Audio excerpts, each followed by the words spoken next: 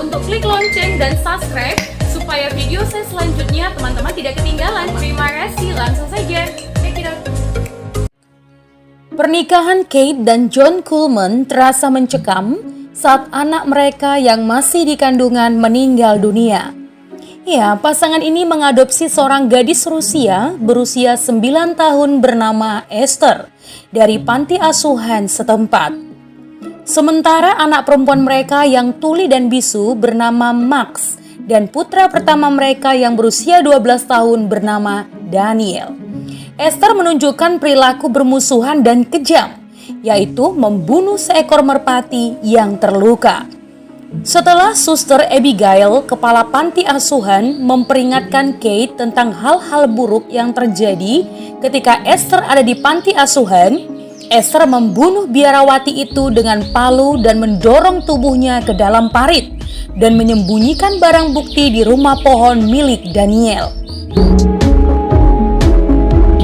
Esther menangkap Daniel memata-matainya. Lalu Esther mengancam akan membunuh Daniel jika dia menyampaikan sesuatu kepada orang tuanya. Iya teman, Kate semakin yakin bahwa ada yang salah dengan Esther. Tetapi John suaminya tidak percaya padanya. Kate kemudian menemukan bahwa Esther berasal dari rumah sakit jiwa Estonia. Dan panti asuhan Esther mengklaim bahwa Esther tidak memiliki catatan tentang dirinya. Ketika Daniel mengetahui tentang kematian Suster Abigail dari Max dan menggeledah rumah pohon, Esther membakarnya, menyebabkan Daniel jatuh dan tak sadarkan diri. Tidak sampai di situ teman, Esther mencoba membunuhnya tetapi dihentikan oleh Max. Sementara Daniel dirawat di rumah sakit, Esther berusaha membunuh Daniel dengan menutup wajahnya menggunakan bantal.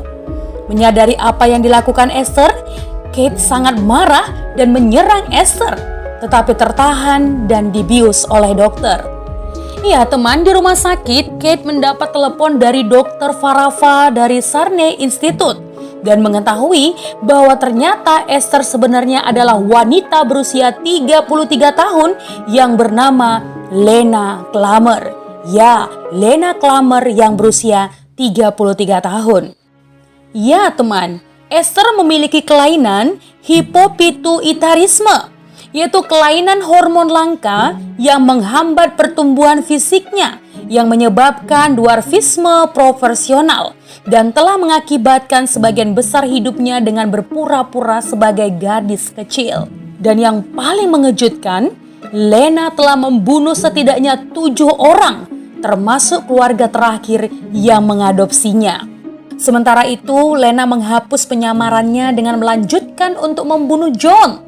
Ia menusuk John dengan pisau berulang-ulang kali, dan Max menyaksikan semuanya. Setelah Kate bergegas pulang, Lena mengambil pistol dan mencoba menembak Max di rumah kaca. Tetapi Kate menerobos atap dan mendarat tepat di atasnya. Kate dan Max melarikan diri ke kolam beku, tidak menyadari bahwa Lena mengejar mereka. Ya teman, Lena menyerang Kate, menjatuhkan pistolnya dan melemparkannya ke es. Max mencoba menembak Lena tetapi menghancurkan es. Lena dan Kate jatuh ke air. Kate memanjat keluar dan terus berusaha menyelamatkan diri. Namun Lena menarik kakinya sambil berkata, "Jangan biarkan saya mati, Bu." Kate sangat marah dan dengan kejam menendang wajah Lena dan berkata, "Aku bukan ibumu." Leher Lena patah dan perlahan tubuhnya tenggelam ke dasar kolam.